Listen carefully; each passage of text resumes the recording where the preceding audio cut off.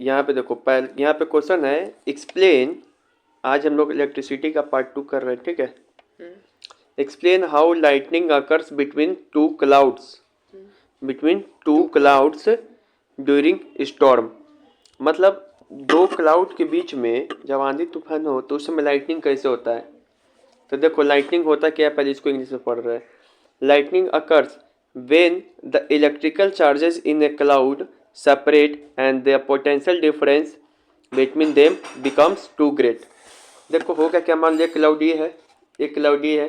Lightning कब होगा, जब इस दोनों के ऊपर इलेक्ट्रिकल चार्ज क्या हो जाए, सेपरेट हो जाए। मान लो इस क्लाउड के ऊपर क्या आ गया, पॉजिटिव, इसके ऊपर क्या आ गया, निगेटिव। जहाँ भी पॉजिटिव निगेटिव आ जाएगा तो इस दोनों में क्या आ जाएगा, पोटेंशियल डिफरेंस आ गया कि नहीं, इसी को कहेंगे पोटेंशियल डिफरेंस। इलेक्ट्रिसिटी फ्लो होने के लिए पॉजिटिव निगेटिव जरूरी है कि नहीं, टर्मिनल इसमें भी दो तार दिया रहता है कि नहीं, पॉजिटिव एक निगेटिव। तो निगेटिव से पॉजिटिव की ओर क्या होने लगेगा, लाइटनिंग चलने लगेगा, ठीक है। पोटेंशियल डिफरेंस क्रिएट होगा और जब ऐसा हो जाएगा तब अब क्या हो जाएगा, चार्ज का फ्लो हो जाएगा। इसी से क्या हो जाएगा, हीट प्रोड्यूस होगा, लाइट प्रोड्यूस होगा। इसी प्रोसेस को क्या कहेंगे, लाइटनिंग कहेंगे। तो अब याद हो जाएगा इजी। देखो क्या लिखा है, फिर से बता रहे हैं। Lightning occurs when electrical charge separate. चलो एक पे पॉजिटिव एक पे नेगेटिव कर दिए, in a cloud separate and उसके बाद क्या हो जाएगा, potential difference create and potential difference between them to create या बिकम्स टू ग्रेट। इन दोनों के बीच में पोटेंशियल डिफरेंस क्रिएट हो जाएगा, बहुत हाई हो जाएगा और क्या हो जाएगा, क्लाउड में लाइटनिंग हो जाएगा। याद हो गया। अब यहाँ पे बोल रहा है कि इस वाले क्वेश्चन को explain the process of lightning striking A building. Question है, चुप जा रहा है। Explain the process of lightning striking A building और ट्री। क्या प्रोसेस है जो कि लाइटनिंग कहाँ पे स्ट्राइक करे, किसी बिल्डिंग पे या फिर किसी ट्री पे, क्या प्रोसेस है। तो बहुत सारा प्रोसेस है। लाइटनिंग स्ट्राइकिंग ए बिल्डिंग और ट्री, पहला प्रोसेस यहाँ पे देखो कौन कौन सा स्टेप होता है इसमें। Lightning is striking a building or tree when negatively electrical in the atmosphere connect with the positively charge of an object to the ground। देखो कब होगा, कहाँ चलेगी, देखो ये है क्लाउड, ये है ग्राउंड। लाइटनिंग को यहाँ से यहाँ पे आना है कि नहीं आना है, आना। लाइटनिंग मतलब क्या, बिजली के रूप में, नहीं बिजली गिरा, बिजली को चलने के लिए अभी बताया पॉजिटिव और नेगेटिव होना चाहिए कि नहीं होना चाहिए। तो इस समय क्या होता है ना कि एटमॉस्फेयर में नेगेटिव चार्ज रहता है, क्या होता है, नेगेटिव चार्ज, और ग्राउंड पे पॉजिटिव। अभी बताया कि लाइटनिंग ऐसे चलता है, बस लाइटनिंग चलने लगा। देखो ये बात लिखा है, लाइटनिंग स्ट्राइक का बिल्डिंग और tree when negatively electricity, negative ही रहेगा या पॉजिटिव भी होगा, नेगेटिव पॉजिटिव होता है, लेकिन ऊपर नेगेटिव प्लस होगा, वहाँ से नीचे धरती पे जो पॉजिटिव होगा वहाँ की ओर चलेगा। तो धरती पे नेगेटिव नहीं हो सकता, होता है लेकिन वहाँ पे इसका यही चलेगा, ऐसे चलेगा। लाइटिंग चलने का डायरेक्शन यही होता है। Negatively electricity in atmosphere connect with the positively charge of an object to the ground. समझ में आ गया, बस इसको क्या याद रखेंगे, फिर से याद करा रहे। Lightning strike a building on a tree when, कब, negatively electricity in the atmosphere. Atmosphere connect होगा किससे, कनेक्ट होगा, connect with the positive charge, किससे, positive charge of an object on the ground. कोई ऑब्जेक्ट होगा ग्राउंड पे, उसके पास क्या होगा, पॉजिटिव चार्ज। यहाँ पे इस पे इसमें क्या है, क्लाउड में नेगेटिव चार्ज। ऐसे चलना शुरू हो जाएगा। फिर उसके पहला स्टेप ये हो गया। दूसरा स्टेप में क्या होगा, चार्ज सेपरेशन होगा। दूसरा स्टेप में क्या होगा, charge separation. In the thunder storm charge separation accumulate in the certain area of the cloud. जब थंडर स्टॉर्म होता है इस समय क्या होगा, चार्ज सेपरेशन। अभी पता है चार्ज सेपरेशन किस तरीके से होता है, इसमें नेगेटिव इसमें पॉजिटिव आ गया और ये सब होते रहेगा। कहीं पे नेगेटिव चार्ज एक जगह बहुत जमा हो जाएगा, कहीं पे पॉजिटिव चार्ज एक जगह बहुत जमा होगा, तो ये भी चलने लगेगा, ठीक है ना। एयर में होते रहेगा ये सब, एक तो इसे आ रहा है, बीच में एयर में भी तो हो रहा है ये सब चीज़। फिर उसके बाद क्या होगा, इलेक्ट्रिकल अट्रैक्शन।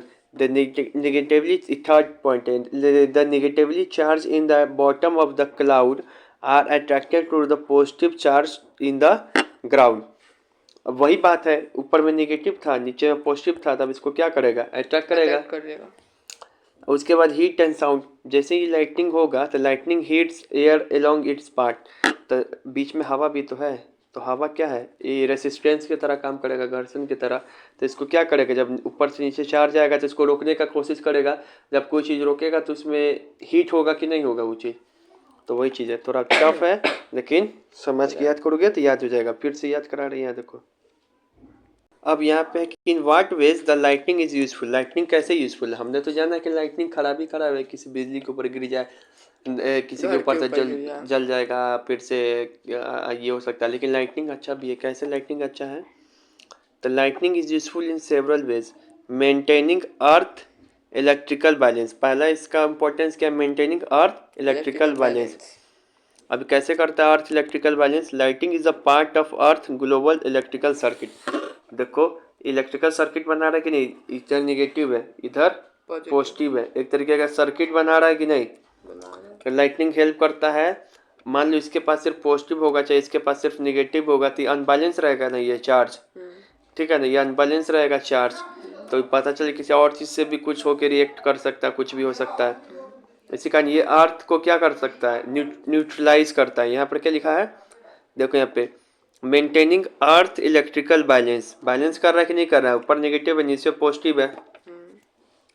प्रोड्यूसिंग ओजोन, जब लाइटनिंग होता है ना, इसमें से बहुत सारा गैस निकलता है, एक गैस निकलता है जिसका नाम है ओजोन, O3। ये हवा में रहता है, यही गैस जो है इसका पूरा यहाँ पे सही सही से बन जाएगा एयर में। तो सूर्य से जो रोशनी निकलता है इसका नाम है यूवी रे। ये गैस जो है ये रोकता है यूवी रोकता रे है को आने से। ताकि आने से। ये ऐसा भी क्वेश्चन पूछ सकता है, कौन सा ऐसा गैस है जो यूवी रे को रोकता है, तो ओजोन। Ozone layer. कभी ऐसा क्वेश्चन आएगा कि लाइटनिंग से कौन सा गैस निकलता था, क्या मारोगे, ऑक्सीजन, नहीं, ozone, O3। Producing ozone, O3 हुआ इसका मतलब। फिर तीसरा पॉइंट है creating a natural fertiliser. Lightning dissolve unusual nitrogen in water. देखो क्या है, कई सारा हमारे एटमॉस्फेयर में नाइट्रोजन प्रेजेंट रहता है, लेकिन ये प्लांट को नहीं मिल पाता है। प्लांट को जो नाइट्रोजन चाहिए, तो प्लांट को जो नाइट्रोजन चाहिए ना, इस दूसरा रूप में चाहिए। तो लाइटनिंग क्या कर देता है, इसको तोड़ देगा। इसको तोड़ के जो फॉर्म में चाहिए वो क्या कर देगा, उस पानी फॉर्म में दे घुला देगा। देगा और प्लांट को मिल जाएगा। इस फॉर्म में नाइट्रोजन पानी में नहीं घुल सकता है। बैक्टीरिया वाली चैप्टर बताए थे कि राइजोमोनास सुडोमोनास, वो हवा से नाइट्रोजन लेके उसको उस फॉर्म में बदलता है जो उसको चाहिए, और उसके बाद करता है, ठीक है। तब मोटा मोटी लाइटनिंग का यूजफुल क्या है, तीन बात याद रखोगे। मेंटेनिंग अर्थ इलेक्ट्रिकल बैलेंस, अर्थ का इलेक्ट्रिकल बैलेंस को करता है। दूसरा प्रोड्यूसिंग ओजोन, यूवी रे से बचाएगा। तीसरा क्या है, क्रिएटिंग नेचुरल फर्टिलाइजर।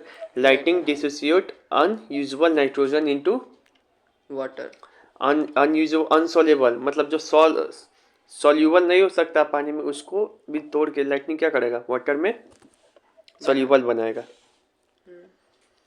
अब यहाँ पे देखो, यहाँ पे क्या है, explain how an earth quick occur. Earth quick कैसे होता है, तो देखो ऐसे फिगर बना देना नीचे में प्लेट टेक्टोनिक्स का।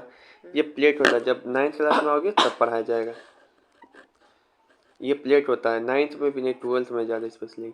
ये क्या होता है कि प्लेट तीन तरीके से गति कर सकता है। मान लो एक प्लेट इधर आया, एक प्लेट इधर आ गया, आपस में दोनों आ सकता है कि नहीं, आ सकता है। तब भी यहाँ से हलचल होगा तो वेव निकलेगा। फिर एक प्लेट ऊपर चलेगा, एक प्लेट नीचे हो गया, ऐसा हो सकता है कि नहीं, फिर तब भी यहाँ पे हलचल होगा। फिर एक प्लेट इधर चला गया, एक प्लेट उधर चला गया, ऐसा होगा कि नहीं, तब भी हलचल होगा। यहाँ पर क्या लिखोगे कि earthquake is cause due to sudden movement of fault बोले या फिर प्लेट बोले। अर्थ क्यों होता है, इसी प्लेट के मूवमेंट के कारण। हमारे धरती पे बहुत सारा प्लेट है नीचे में। प्लेट मतलब समझो कि आगे समझो कि मोटा मोटी सब समझा दे रहे कि जैसे कि नहीं होता है स्लेब बहुत सारा नाला स्लेब है, वही स्लेब अगर हिलता है ऊपर नीचे होता है, उसी के ऊपर पूरा अर्थ है, बहुत सारा प्लेट है नीचे में, वही हिलता है तभी क्या होता है, अर्थक्वेक आएगा, ठीक है। This movement is result in release of storage of elastic strain energy. जब मूवमेंट होगा तो इसके कारण क्या होगा, फॉल्ट आएगा बीच में। इस फॉल्ट में से क्या होगा, जो एनर्जी नीचे था स्टोर किया था वो बाहर निकलेगा। यहाँ पे ये लिखा है earthquake is cause due to sudden movement of fault या फिर प्लेट। दिस मूवमेंट रिलीज, ये मूवमेंट क्या करेगा, release this movement reasons, this movement reason in the release of, this movement reason in the release of क्या release करेगा, stored up, जो नीचे में स्टोर किया गया है, elastic strain energy, elastic strain energy. ठीक है ना।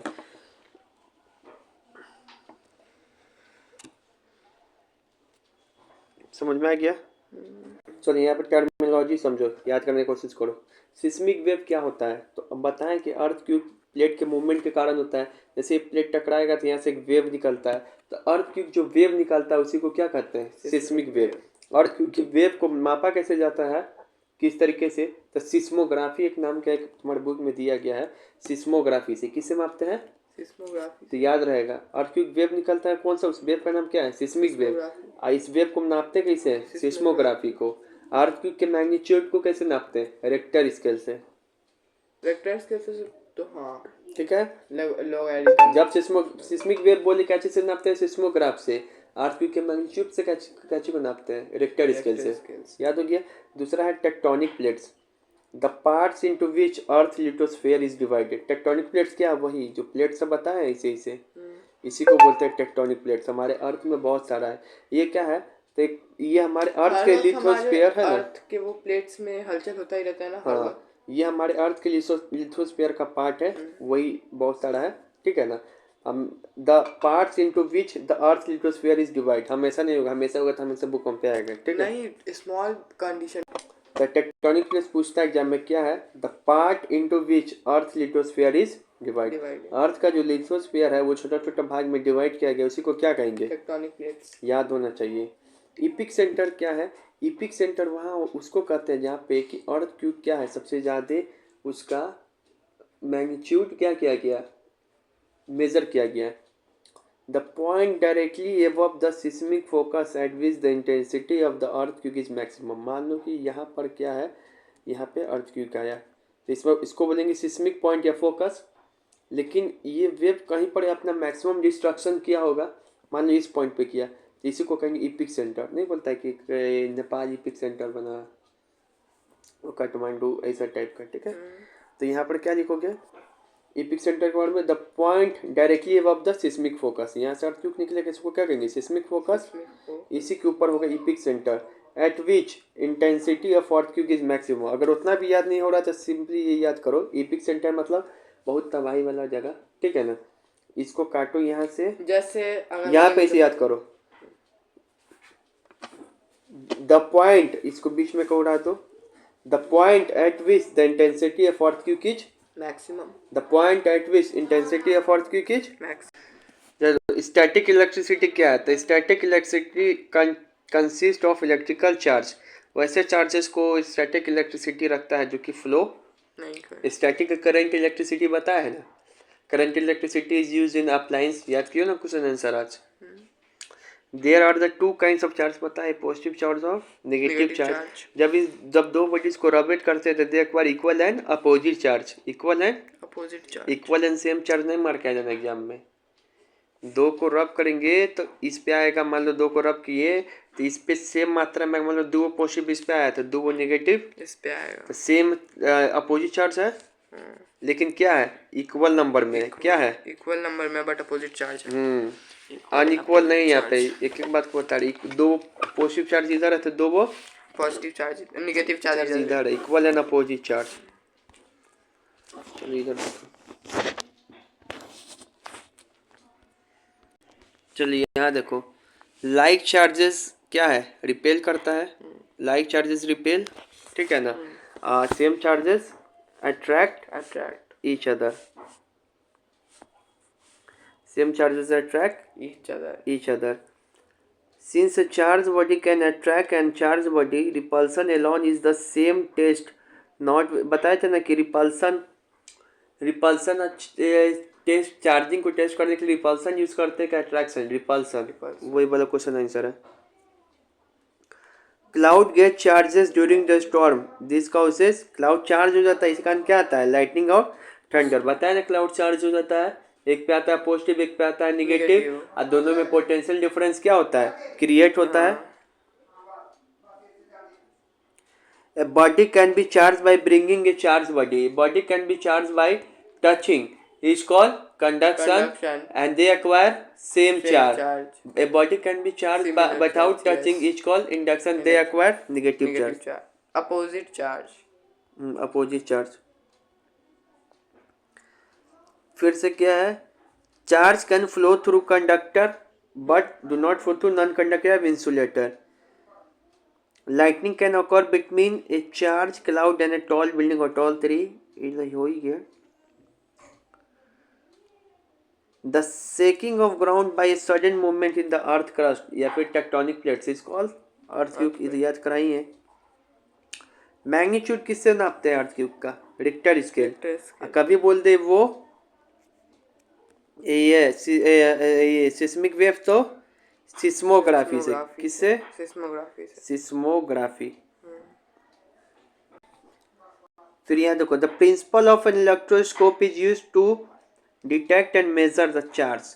इलेक्ट्रोस्कोप का यूज क्यों करते हैं? डिटेक्ट अ चार्ज को मेजर करना. चार्ज है कि नहीं है, चार्ज है तो कितना है, चार्ज है तो कितना है, and to find the nature of charge. Charge की नेचर जानने के लिए मतलब तीन चीज करता है.